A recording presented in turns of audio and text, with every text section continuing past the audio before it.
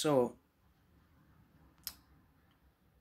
I'm having a hard time understanding the city of Victoria right now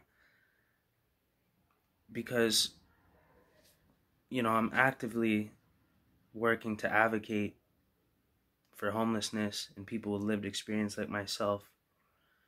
And it appears that the government, or at least the city of Victoria, is claiming um, to want to help, to contribute to help the issues around homelessness um, that aren't being attended to. So it's really weird to me that the city of Victoria, if they're so willing and, you know, ready to start changing homelessness or helping in any way, shape, or form, I find it very odd that the city of Victoria would deny water to a homeless person, deny showers, which are basic needs, which is human right, okay? Especially when you're homeless and you don't easily have access to something like that. And then you wonder why a homeless person can't get a job and can't maintain a job. The shelters are full.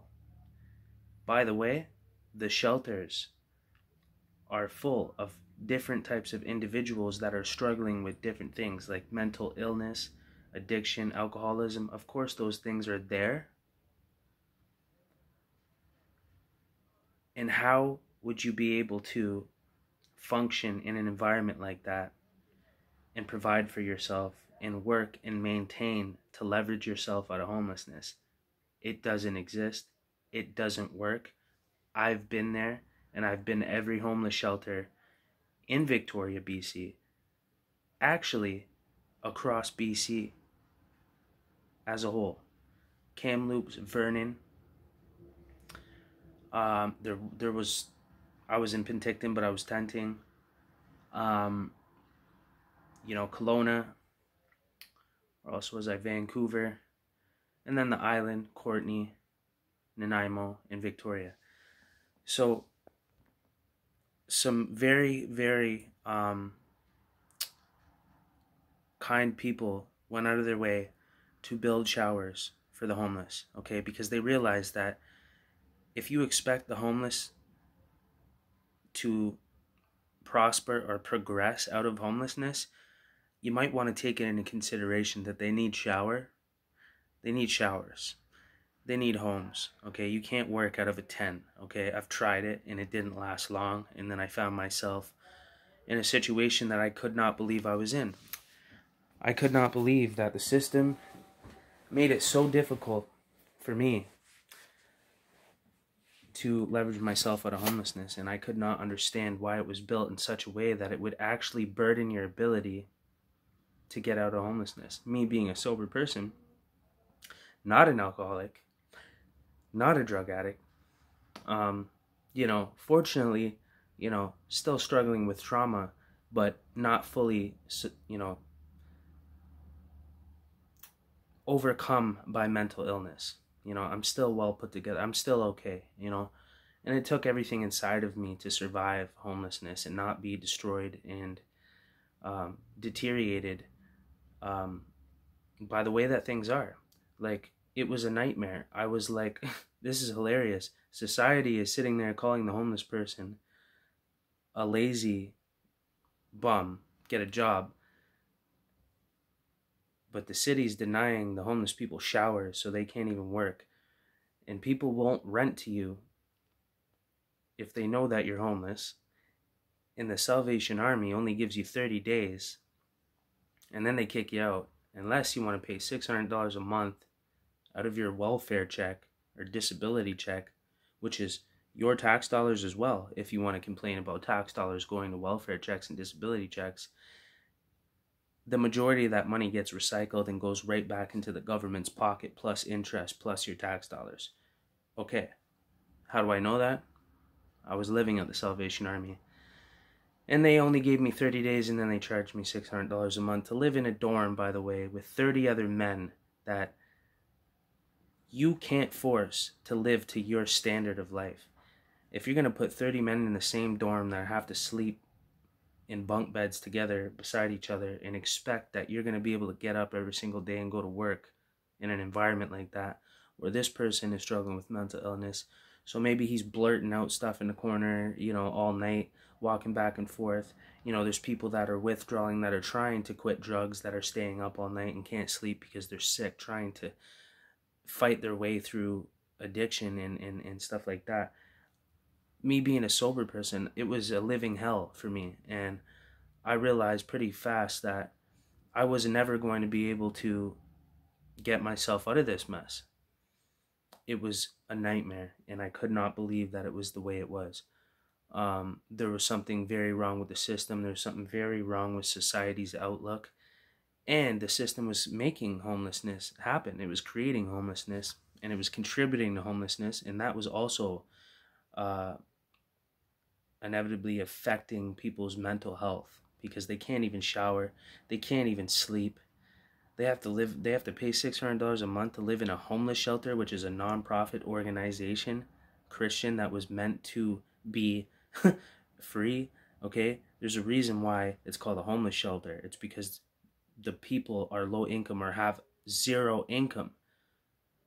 And you're upset about your tax dollars going to the homeless people? Well, you'd be really pissed if the government was, in the end, actually in a sneaky way taking all that money back and profiting off of your tax dollars and not telling you anything, and then just pointing a finger at the homeless guy like, yeah, he did it. Imagine that. So I'm trying to advocate, and I'm trying to work with the forces in the whatever you want to call them, the government or whatever. My outlook was that they are claiming to want to help the quality of homelessness and work towards improving the quality of homelessness, or if not, ending homelessness. We live in Canada, okay? It's a matter of greed. But that would be a contradiction if the city or council or the government, because they're all connected, whether they like to admit it or not, would refuse water for people to shower that have no home.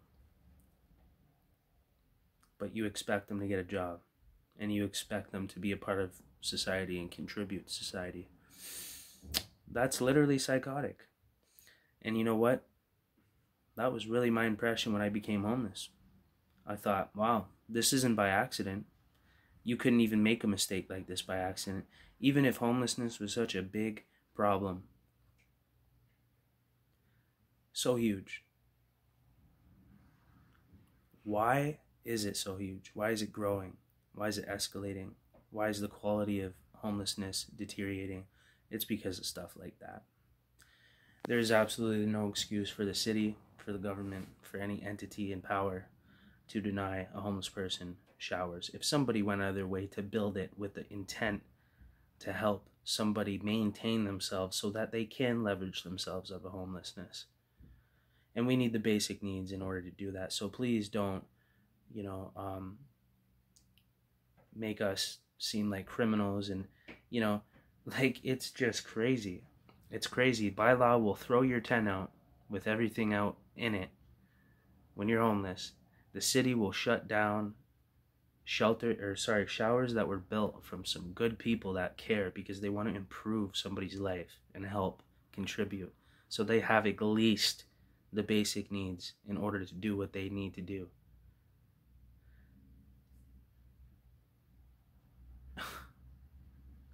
Wow. Okay.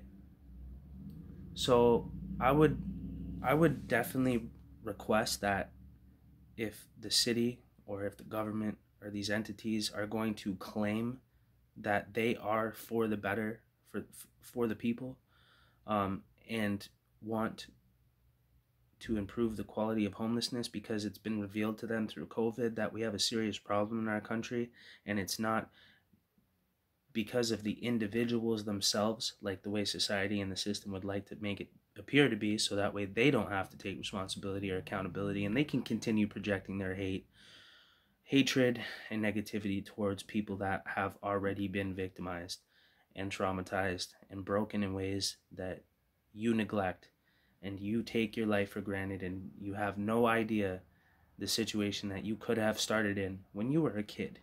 Okay, as tough as you think you went through some tough stuff in your life, maybe we should have a conversation. But regardless, it's inhumane. We have human rights in this country, you know, which seem to really just mean nothing anymore. Pretty much all over the world, it's quite clear that governments are becoming somewhat, would you say, maybe unfair, maybe even corrupt, maybe even, yeah, maybe even almost criminal.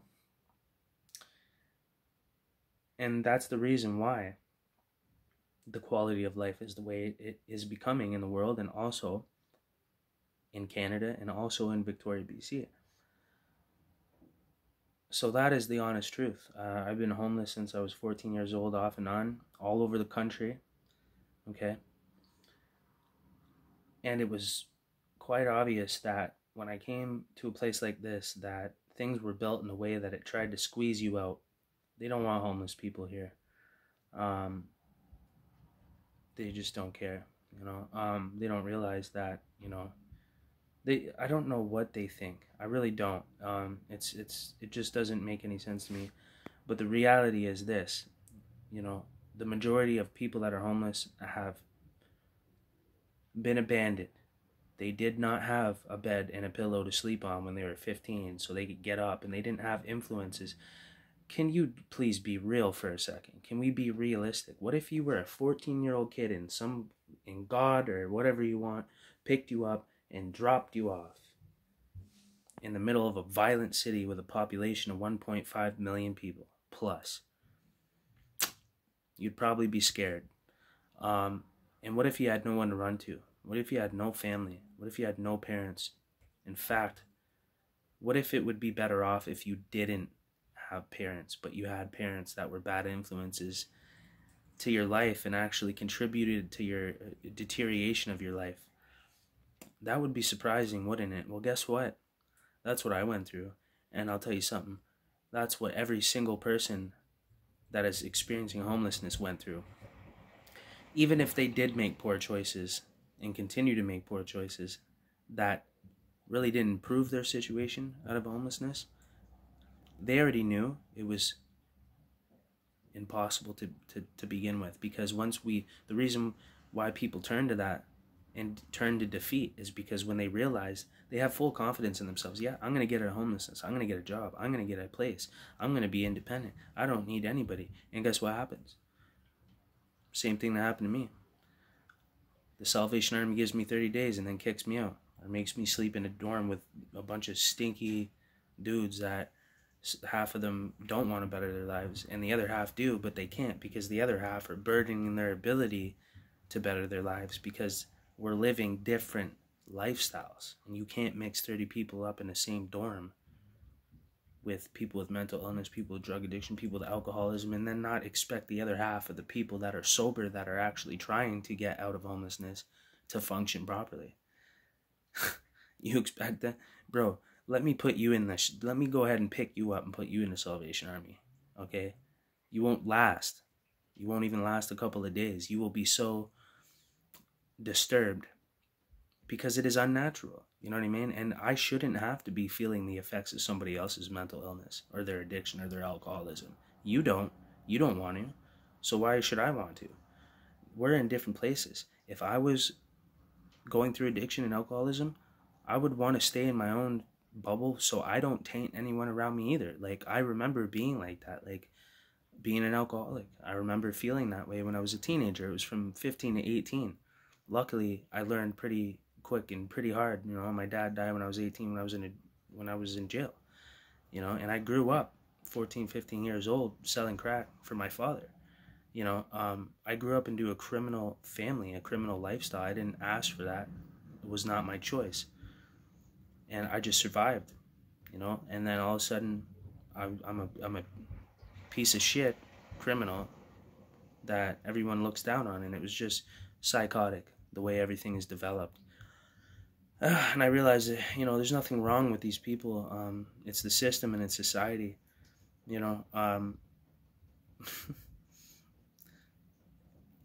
There's easy solutions. There really is. And then there's hard solutions. And there's solutions that are going to take 20 years to really have a true effect. But that's okay. That doesn't mean we shouldn't try it or shouldn't do it. That's ridiculous. You know what I'm saying? So we need to start now. And things like that need to change immediately, because or else don't ask homeless people to have fit your standard. Don't ask homelessness to better itself if you're not going to allow it to. You're gonna put down the homeless people, not give them anywhere to shower. Put them in a Salvation Army with, bro. If you were a sober person, would you hang out with people that are doing drugs at the moment? Probably not. Would you hang around those type of influences to influence yourself from that? Probably not. But you expect a homeless person to. Oh, wait a minute. Oh, wait. Oh, my bad. All homeless people are drug addicts. I forgot. And they're all alcoholics. Yeah, for sure. Yeah, that makes a lot of sense. Yeah. What? Bro, you know how many people I even met in the Salvation Army that agreed with me, that were working, that had jobs? Like construction, like rhubarb, like people were working. They didn't drink, they didn't do drugs. They didn't even smoke weed. I know, because I was living with them. Okay? And you know what they told me? Man, they're working towards a couple of paychecks so that they can get a place. But you don't realize that you're working and you can't sleep because of what's going on around you. And then you're not working anymore. You're sick. You become sick. It makes you mentally, physically ill to try to withstand that lifestyle. You're trying to make it out of the shelter, and you think that you're gonna hang on by a thread like that. Not 2 weeks, because it takes more than 2 weeks. Just one paycheck isn't good enough to get you a place, especially in Victoria, BC. Bro, you will not last a month working, living in a shelter. You will have to spend money just to stay away from the shelter, okay? You don't get it. The way things are, it's built to keep you down. Now, I'm trying to be good right now and not go on rants and go at the government or at the city of Victoria and expose them, because they claim to want to contribute and help to the cause. So I piped down a little bit and I said, you know what? I'm going to try and work with them. I'm going to try and be somebody at the front line with lived experience and work to try to help remove some of the stigmas around homelessness and create new solutions for housing and new solutions to improve the quality of life around homelessness. There's so much we could do that would improve the quality of life for the homeless people, that would improve their lives enough so that they could improve their own lives and would continue to progress and prosper. But the way things are, it's keeping them stuck, so they can't even do that anyway. So what do? They turn to whatever pain and trauma that they have, that they're dealing with, and that's the only thing that they can look at, because there's no way out, because the system made sure of it. How does it affect the city or anybody if people go to Beacon Hill Park and build showers there and then run water through them? Whoa, that's bad. Yeah, that's got to be like the biggest criminal act. Yeah, that's going to affect the city negatively really bad. Like, that's going to cause a lot of crime all of a sudden. Like, someone's probably going to get shot maybe, or let me think of what could I possibly make up in my head that could be a conflict to make an excuse why we can just cut people off their basic needs that are homeless, living out of a tent because they don't want to go around drugs in the Salvation Army, and they can't sleep because half of them, like 15 people, are going through their own sicknesses and can't sleep themselves. So they're keeping the other 15 people up. And then after 1 day, 2 days, 3 days, 4 days, 5 days, 7 days, you're so sick from lack of sleep and being around all of these other energies and influences that you literally just want to kill yourself. And then someone offers you a drug, and then you say, you know what, fuck it, I'm just going to do it. I can't believe this is my world. And then they just do the drug. Oh, there's another drug user. You just killed someone. The system just helped kill somebody. Again, as it has been, the way that things are designed, they could change so much. It would be effortless. It would be effortless for the city to change something as simple as that. They didn't have to do that. They went out of their way to do that, okay? You have to understand that things are made in a way, the shelters, everything to do with it was sickening. I had to go into a tent to live a higher, better quality life as a sober person. Take a look at me. Do I look like I do drugs? If you're not able to identify even that, then you probably shouldn't be in any position to make any type of decisions at all around anything. Okay? But it's inhumane, it's illegal, it's pretty much against the law, and it really contradicts, what the city and what the government are claiming, like they're trying to end homelessness and they're trying to contribute and help and improve homelessness and create housing for people. You can't mix everybody in the same pot and expect them to succeed. It's not gonna happen. And every single one of these shelters in this city are based around addiction. And some of the staff that work at these places, they told me, I find it a little weird that everything's based around addiction, because it's almost like the system is profiting off of the drug industry almost, and they're just allowing it to manifest. And they only provide funding and employment opportunities around addiction and programming. And in the entire city, there was only one place that claimed to be a sober environment, which was the Salvation Army, that only gives you 30 days. And yeah, I'm sure you're going to find a job, get a place, save up enough money to put first down and deposit and furniture and everything in 30 days, right? I'm sure that's enough time to, with what, an astronaut's job? Like, you guys gotta be kidding me. You have to be. It's a big joke, right? 30 days is not enough time to establish yourself in any way, period, point blank. And then when your 30 days is up in the only sober place that there is in the whole city, so now you know you're not going to make it. You got 30 days of half sanity, and that even is mentally deteriorating to be in the Salvation. I've made videos about that. If you're interested in what I'm complaining about, you can go see the proof, because I actually documented it, because I did videos in the Salvation Army. And you're not supposed to do that, because if you do that, then you expose the government, then you expose the city for what they're lying about to make the homeless population look bad, so that they can continue to cut us off and deny us from our basic needs, so that we never escape homelessness, so that way they can keep funding the same thing over and over again, so they can keep profiting from it. Donations and they see a way to capitalize and profit off of homelessness and addiction, and they said, well, at least we're going to profit off of it and benefit from it, if anything. So we better keep the homeless there where they are, so they can't progress, so that way we can keep saying that we need this many millions of dollars every single year, but really there's a select few of people that are living off of that money and taking advantage of it. And that's why the problem never corrects. Is because there are people that are out for this, in this for greed, and they're corrupt. I'm not saying the whole government, I'm not saying the whole city, but you know what? Yeah, there's some infiltrators, and people aren't talking about it, because there's absolutely no excuse for something like that. So, shame on you for that. Share this video, hit the like. Tell me what you guys think in the comments. Because that's a complete contradiction. And this is why I used to make videos exposing governmental corruption and things like that.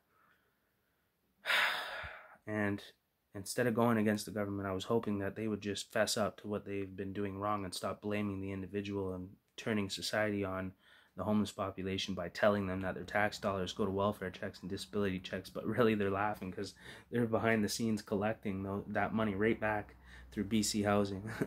through the homeless shelters that are nonprofit organizations that are not supposed to be charging homeless people to live there in the first place. So that way they have the means to save up money so that they can get out of that situation. And it don't take 6 months, it don't take 3 months, it don't take 8 months. It takes more than a year and a half, maybe 2 years, 3 years, depending on the person and the trauma that they're going through. Not fucking 30 days, okay? So if you ever want homelessness to change, if you ever want the quality of homelessness to improve, if you ever want the homeless people to become independent, self-sufficient, earn, provide for themselves, heal their trauma and their damage, overcome their addiction, well, guess what? Everything that I just talked about needs to change. And I have it figured out what would work. Will they put me on the front line to listen to what I have to say? They might. Will they do anything? Probably not. But guess what? You could prove me wrong. If you're somebody that works in the city of Victoria, if you're somebody that's in the government, you could prove me wrong. It's not that difficult. And if you can't figure it out, there's people that do have it figured out and know what to do because they lived it. It's called lived experience. It's called having a unique perspective through real life experience to recognize problems, to come up with solutions. Right. Okay. Thanks. It's not that difficult. Please don't contribute to homelessness. Please don't contribute to mental illness. Please don't contribute to addiction, because that's what you're doing, City of Victoria and the Government of Canada. Thank you. Corey Resilient.